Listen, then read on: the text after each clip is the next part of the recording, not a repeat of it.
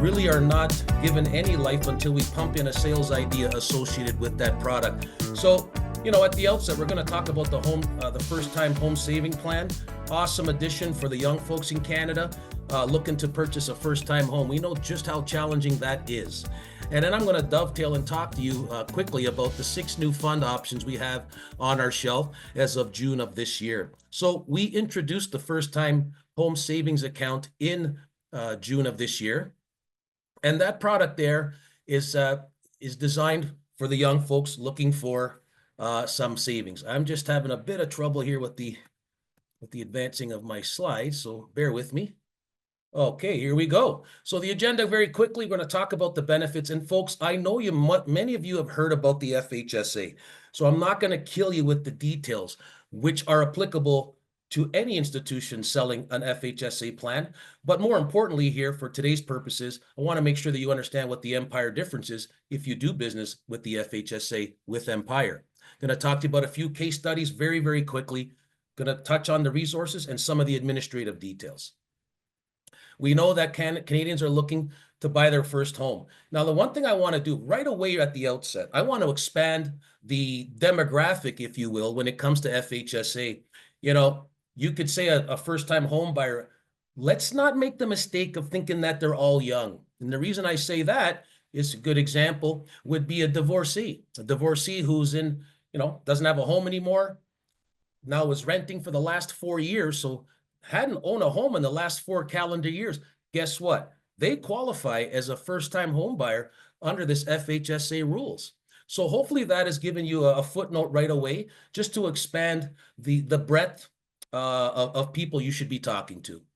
We know that we have a nice piece here, income tax deductions, tax-free growth. A lot of this should sound familiar, TFSA, RRSP.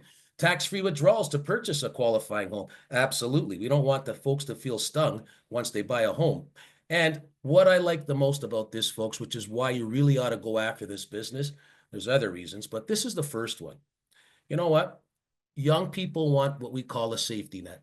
They want a little exit strategy. And so it's nice to know that you get a penalty-free direct transfer to an RSP in the event that your younger clients or FHSA clients just simply they say, I'm done. I'm not going to buy a home. Now, at the end of the day here, you are my clients and I serve you and try to build your businesses. And so what's in it for you as the advisor?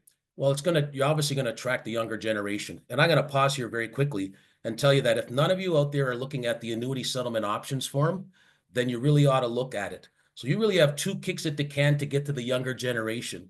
And we know it's important to get to that younger generation because you've got a lot of payments coming out in the form of LIF. So how do you replenish the assets that you're going to just lose through the natural growth and movement of RSPs and RIFs? Income is coming out. Your AUM may start to drop. This is a fantastic vehicle in which you can replace that lost income through those payments. The other thing I want to just mention as well is that if you're not in the habit of using the annuity settlement options form, and this is something that you can speak to myself or your wholesaler across the country in your region, but certainly talk about the annuity settlement options. That's another way for you to get to what I call the check cashers when you've gone through your entire life talking only to the check writers, the parents. There's a lot of money coming out to the young folks. We need to be pulling the levers in the business where we are front and center. You, the advisor, are front and center. And those children say, I know exactly where I'm going. I'm going to my IDC advisor, the same advisor that took care of my parents. And these are elements that you want to build into your practice, the FHSA. So you might think it's only $8,000 over a 5-year period, $40,000. But think about the depth of the connection you're making with that next generation, what I call the next gen revenue, because they're the ones that are going to be bringing you your incremental revenue growth as you continue forward. As just a little bit of a way here to give you sort of a snapshot here. And by the way, folks, anyone on the line today, if you need this presentation in its entirety, let me know. Because I'm down to a half an hour, I can't give you all the bells and whistles, but I will focus on what I call the most salient points of our offer. So, listen, we know about the client benefits. Okay, we definitely know that. The one part that I really want to emphasize again is that they can save for this, but it is not the end of the road. My apologies. I am getting over chest cold here. So they have the ability to move it into excuse me, an RSP or a RIF. And that's really important. Clients want safety nets. They don't want to feel like they're compelled and they're now stuck into a corner. So that flexibility is very, very important for you to share with your clients when you're speaking about the FHSA offering. We know that it's a great way for you on the advisor side about that intergenerational strategy. And many of you, we know that succession planning in your business might be an issue with you, may not yet, but think about that. A succession plan can really only be a viable succession plan if the individual taking over is getting new revenue sources into the book. It makes your book a lot more attractive to a potential buyer. And again, we know that you can also demonstrate that you bring advice from all corners of our financial universe. I'm not just here to take in your RSPs. I'm here to counsel you along the way with your life events, the life events of your sons and your daughters. This is the best way to build that fence around your client's wallet, ladies and gentlemen, on the line today. It really, really is. And again, with the addition of the annuity settlement options form, you are compelling the young generation to come and see you with respect to when their parents pass away. They have no choice but to come and see you. So if you want to learn more about those, especially the annuity settlement options element, do not hesitate to reach out to myself or your regional wholesaler. And we also know PADs. PADs are unbelievable. So we're talking about pre-authorized deposits. You know, this is something with an $8,000 RIP per year for 5 years. That's probably the kind of business you're going to get from younger folks. So look at the PAD as a nice way to create that recurring revenue year after year after year. Not everything is going to have to come in, and not everything has to come into your practice as a lump sum. But I would strongly suggest that this business, quite frankly, will probably come in through monthly savings. It kind of makes more sense given that the unfortunate reality that a lot of our young folks out there are living paycheck to paycheck. A couple of things on the eligibility side you should be aware of. I'm going to rip through this pretty quickly. Obviously, you need to be a resident of Canada, 18 years or older, age or older. 71 years or younger. Kind of sounds eerily familiar, doesn't it? RSP to RIF. And we have to be a first-time home buyer. I mentioned to you that if you do not own a home within the last 4 calendar years, you are considered a first-time home buyer. So the breadth of opportunity for you, again, is not just the younger clients. It's also, hey, do I have any folks that had a recent divorce in my book of business where they might have been renting due to some financial hardship in the short term, and now they're back on their solid ground and they're looking to repurchase a home. So again, don't discount those opportunities. Now, the other thing I mentioned to you before, but here it is in a graphic depiction, if you will, it is a $40,000 lifetime contribution limit, which means $8,000 annually times 5 years, pretty much. The one thing you want to be aware of is that you can keep this product open for 15 years. And if you think about it, you'll see a slide coming up. This is where I'm going to drive home the economic value to you and your book of business, and the reason why you should be looking at FHSA. And I'm going to pause very quickly. I know I got short time here, but it's really important for me to emphasize that, you know, I was in the business when we had the TFSA. You remember it was $5,000 in 2009, folks? How many of us really clamored for that business? How many of us really called our clients for that business? Not too many. Why? It's only 5,000. How many accounts do I come across in my daily work of TFSAs well above $100,000 now, folks? And if you look at $100,000 and take your revenue on that and your trailer income, you keep adding that, you add a couple of those $100,000 tickets, all of a sudden you've got 10 at 100,000, that's $1 million. So TFSA is certainly not a product that we should be ignoring. And I'm just politely suggesting, let's not make the same mistake that some of us made in the past in 2009. Yes, it's only 8,000 with the FHSA, but you have to look at the long term, the protracted economic value behind engaging with your clients and talking to the younger generation, those check cashers, about the FHSA. Now, how do contributions work? We all know that it starts when the FHSA is open. And so what does that mean? Very clearly, we know the FHSA has been around since 2023, but we know that it's when you start the FHSA. So if you wanted to start an FHSA at Empire Life, for example, this year in 2024, your client's contribution room is only $8,000. There isn't that past contribution room that you can attribute, for example, to TFSA as well as RRSP plans. So be very careful about that distinction. Okay. We know multiple FHSAs can be held at different issuers. I'm going to say strongly, whether it is Empire Life, I hope it's Empire Life, but if it is not, pick a carrier of choice. I say that just as a partner in your business, you got to keep this one simple, right? Because we're not getting a whole lot of revenue from it at the beginning, let's make it administratively light. And that's important. By the way, the FHSA can be done in an administratively light way by going through our fast and full investment application system. We wanted to make it simple for you to do this business. You don't want to get bogged down in the administrative machinations of doing this. So that's important. Okay, folks? Only contributions during the calendar year apply. So there isn't that first 60 days, that January, February, where we're scurrying around to find some RSP money.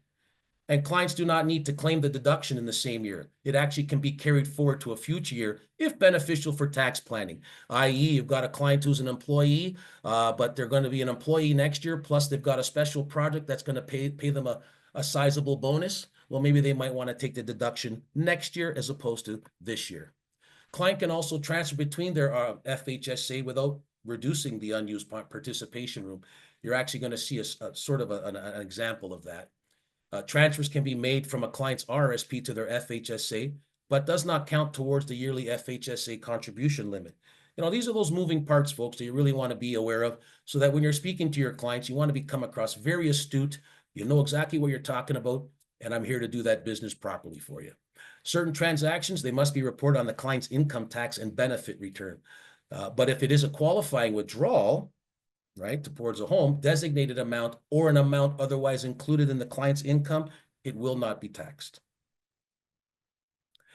And if we take a look here, sort of a pictogram, if you will, what are we talking about here? So what do I need? What does my client need? Well, they got to be a first-time home buyer through the qualification criteria I mentioned earlier. It needs to be a written agreement to actually purchase the home and not more than 30 days out. That's important as well. These timelines are really important so that we can satisfy our good friends down at Parliament Hill. And we also have to be a resident of Canada. I mentioned this at the outset. And obviously you must occupy it as a principal residence. So there's no investment properties here whatsoever. This is to help Canadians and Canadian families have a nice home over their head. Now, we also, again, talking about those moving parts. What about if you have to transfer the FHSA, where some of the scenarios that are coming up will show you? Again, you want to know the flexibility here at the point of sale. It's not that the client might actually exercise this option, but you really want to give, especially the younger folks, they want that flexibility. Don't pigeonhole me. Tell me there's flexibility. Tell me I've got an escape hatch. It's really important in the vernacular of the young folks. But the FHSA must be closed by December 31st of the year in which the earliest of the following occurs. So the client turns 71, or is it that 15th anniversary? Again, 15-year max. And by the way, I can't emphasize enough, if a client does not take it in the fifth year or the sixth year of savings, right? Those 5 years go by. There's 10 years of accumulation possibly on some of your accounts going forward. So again, I have to be very, very strong and vehement about this. Do not discount talking to clients about FHSA, because then you're going to lose out on the TFSA kind of size accounts that exist today. T4A, you gotta love the government, right? There's never shortage of forms. So we have a T4 FHSA now. Obviously, it's a first-time home savings account statement, which shows the contributions, transfers, and all the other transactions that might occur inside of the account. Withdrawals are certainly added to personal income and taxed if not used to buy a qualifying home. So you want to encourage folks to really transfer that money, as the last one says. Let's get that money into an RSP or another vehicle. And I want to emphasize again, are you losing the money? This is just another revenue track for you, ladies and gentlemen. And again, it's a revenue track where it's not an all or nothing proposition, is it? Because the money can be matriculated and moved to other accounts for the client's financial future. But take a look here, folks, right across the screen here, 40,000, right? 8 times 5. We're going to have some nice investment growth with the Empire funds that they're invested in. And we also have the home buyers one. That's gone up, I believe, from $35,000 last year. It's now $60,000. So right at the outset, without any growth on the money, you're looking at a $100,000 facility to speak to a young individual about. That's a significant amount of money. And if you multiply that by 10 clients, 20 clients, 30 clients, it now can be a significant part of your business. And again, because of the safety hatch of, oh, you're not going to buy a home, go to RSP. You're not going to lose the money. This is what I call sticky assets, especially inside of a seg fund envelope. The assets become even that much more sticky. And I mean stick to your book. So 3 ways to save for a home, just very quickly here. We've got a wonderful piece that's for the retail investor. So if anyone wants copies of that, or you'd like to have an electronic copy, please, again, don't hesitate to reach out to myself or your local wholesaler. So what are the details here, folks? A couple of things I'm going to share with you, and I'm not going to go through all of this. A couple of things you should know, which I did not touch on yet, is that our contract is situated in a 75-75 contract, 75 maturity, 75 death. The nice thing about our 75-75 contract in the context of an FHSA is that we actually provide an annual death benefit reset on it up until the client's 80th birthday. Now, this might not be relevant for FHSA accounts, but bear in mind, we do offer 75-75 in regular accounts, RSP, TFSA, non-reg, etc. And we are the only 75-75 in the marketplace today that offers your clients the dynamic of having an annual reset up until their 80th birthday. Client gives you $100,000 today in a 75-75. We reset up to 134.5, take 75% of that, and now we've given our client 100% capital protection without them having to pay the MER associated with a 75-100.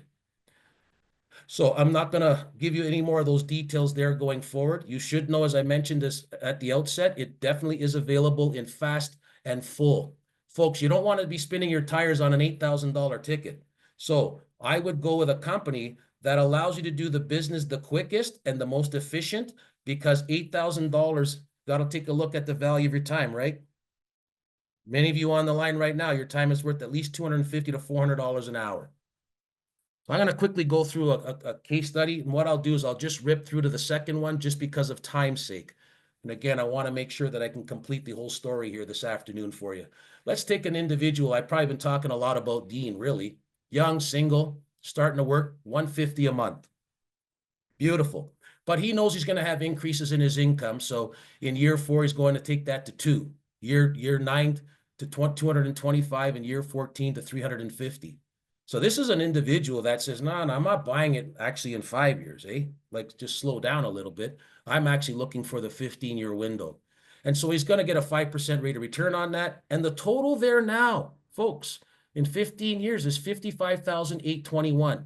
When you're talking to your succession plan, these are the kinds of numbers that they want to hear, because that's go forward opportunity for them to, again, move the money into a commissionable tract. So if you take a look at Dean's plan in action here, you take a look, he's got 55,000 accumulated. Total contributions were 39,000. So again, I'm just saying, take a snapshot of this, folks. The numbers are more compelling than $8,000 a year, aren't they? Then we got Jessica now. Jessica's different. So Jessica and Steve, they've got 2 lovely children. Raising a family meant they had to defer buying a home, priorities. So each spouse decides to open up an FHSA. Jessica's contributing $100 a month, or $1,200 a year. And they each hold their FHSA for 15 years. But they decided at the end of 15 years, you know what? We don't want it. We don't want to get a home. And by the way, that may be a realistic conclusion to a lot of people going forward here. This is making it easier to buy a home, but it's not making it super easier. And so the economic realities of many households may come to this conclusion. But take a look at this conclusion, folks. We started off with $8,000 a year. Take a look at the numbers here that you could be managing going forward. So again, I strongly encourage you, do not ignore the FHSA opportunity. And it is really more of a qualitative opportunity to your business, more than it might be a quantitative opportunity to your business today. But I certainly showed you the math behind it becoming a highly quantitative and qualitative addition to your book of business. It's going to preserve your connections to those families, and it's going to make sure that you are the advisor of choice when it comes to the next gen. Where am I going to put my money when the parents in your book start passing away?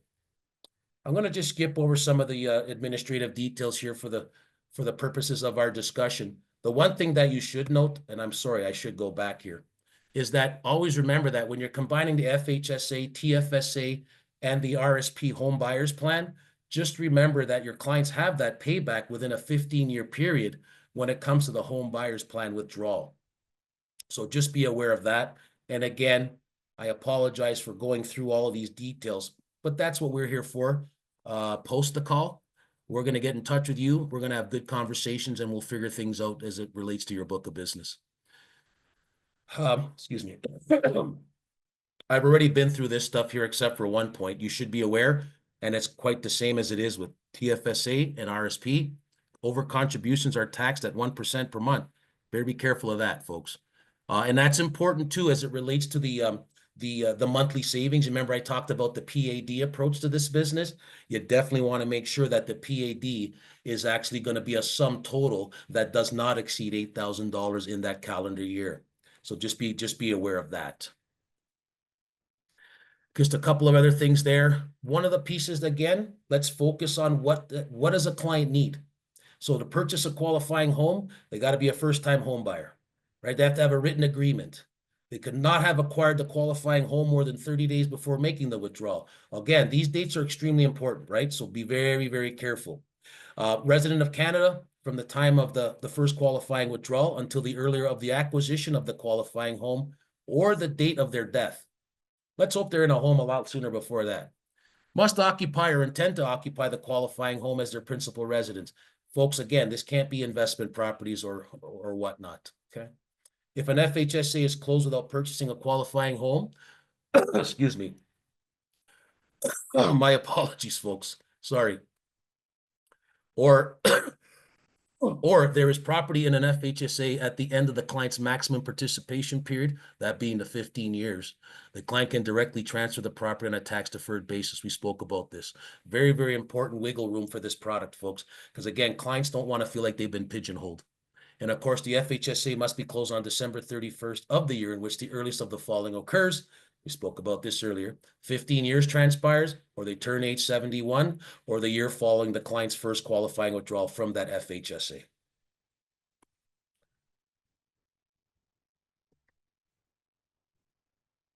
Okay, one other thing too that I mentioned to you about the form. We all know about that T4A. Government's good at getting those for us. So what's the Empire difference, folks? I already mentioned it to you. Fully digital process. This stuff is so easy, even Ian Kerr can do it. Honestly, this fast and full application system, it's dynamite. And it's nice that every account that we add to our repertoire here at Empire Life and our offering, it will be fast and full enabled. Gone are the days where we're going to push out, oh, you can do this, you got to do this paper. Now, you have the option to do it paper, but everything will be digitized going forward. So as far as you looking at your business and the ease of doing business going forward, you should really bear that in mind as far as coming to a conclusion of who your FHSA provider of choice will be. We have an advisor dashboard as well. Again, folks, let's engage with me or your wholesaler across the country. We're more than happy to do a deep dive and make sure that you have a good understanding of my advisor dashboard. You click on that and you get wonderful snapshots of your business. It's just beautiful stuff that puts more time back into your day. And that's an important part. It puts more time back in your day. So we've got superior service and support. I talked about the fully digital application, the investment selection. Just bring us your business and we'll get you settled in nicely with some nice portfolios that'll match your clients' profiles. The sales commission bonus, I didn't touch on that yet, and I will in a minute. But hey, if the FHSA or any client contract, if you deem Empire to be the right place, then why not get paid a little bit extra for doing so? And I mentioned to you already about our superior and exclusive offer on the 75/75, where we have our death benefit reset up until age 80. Just very quickly, folks, if you want to know more about this growth plan, certainly let me know and let your wholesaler know. I don't want to get bogged down too much here because I'm probably going to get the hook soon. It's 2:26. So just see this as an example. We have marketing materials that can show you an example of exactly how this works. It is eligible on GIF only So this does not include our Class Plus 3, the GMWB product, but it does include our 3 base contracts, 75, 75, all the way over to our 100, 100. This would be applied to fast and full, fund serve, additional deposits, pre-authorized contributions, and of course, paper applications for those that really want to maybe do things on a face-to-face basis with their clients. Purchase fee options, front-end load, the no load, and F-class. One thing I'll say about the no load, we are one of the few that's paying full no load of 3.5% gross on a money market fund position. Some of you sitting on the line today might have heard me say about the wisdom behind dollar cost averaging in 2024 in the face of a possible recession, etc.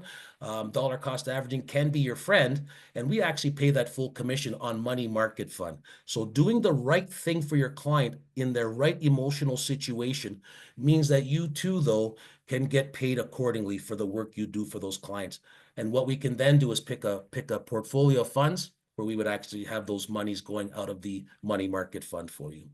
So the eligibility is you have to have more than 100,000 in gross deposits in 2024. That's not hard to do, folks. I know you're qualified, highly qualified advisor at IDC. I don't think that's a tough number to get to. And what's the nice thing is, you wake up January 1, not exactly January 1, but you can certainly anticipate that you'll be getting a nice bonus somewhere in the month of January of 2025 to kickstart your year, which is always a nice thing. So I know, Don, I got like 2 minutes left, so I'm just quickly going to go over what we have. We have 6 funds that we've added to the lineup. One of them is the Fidelity Global Innovators Fund. The second one is our Fidelity Global Balance Fund. Those are 2 that are actually managed by portfolio managers. The 4 other options are index funds, and the index funds are the Vanguard S&P 500, the iShares Core EFI, okay, and the MSCI, as well as the Vanguard Total World Stock Index. And the last one, which is really revved up, is the NASDAQ 100. So I'm going to go through this. I apologize very quickly. You should know who Mark Schmell is. The reason why this fund does well, quite frankly, is that he's at the forefront of all this disruptive technology. So he's on top of it. The other part that I like about this fund, which does lend to a lot of its superior performance, is the fact that he also can put up to 10% of the assets in private placements. These are companies that we don't even hear about, and they're knocking on Fidelity's door because they know that they are a large global asset manager that could bring them the capital that is required. And so Mark Schmell and his team, they get to hear this a lot. And this is the whole idea with him. It took 38 years to adopt the radio for 50 million users. It took 1 week to adopt 50 million users with Pokemon. Crazy stuff. And what are we talking about? We're talking about disruptive technology of the best companies doing it. Innovation is the key leader here on this particular fund. It's an all-cap approach. He looks at everything out there, gets it down to the innovative companies, and then looks at the fastest growing companies, obviously with the best management. And that's what gets considered to be placed into the Fidelity Global Innovators Fund. And here you can see just a snapshot of the top 10. Don't be deterred by, oh, that looks like the Magnificent Seven, Ian. Yes, it is. But always remember that you can buy a stock, but it's how you buy a stock and how you manage that position that really gets you that incremental growth on the return side. Looks like Don Hart's going to give me the hook here, so I'm just quickly going to go through. You can see the numbers here, folks. Again, this PowerPoint is available to everyone across the country. Just very, very quickly, we've got the Fidelity Global Balance, another one that actually has a sleeve of Mark Schmell in there. So bear that in mind. And that's a fund of funds, as you can see. You can see the rates of return there, quite impressive.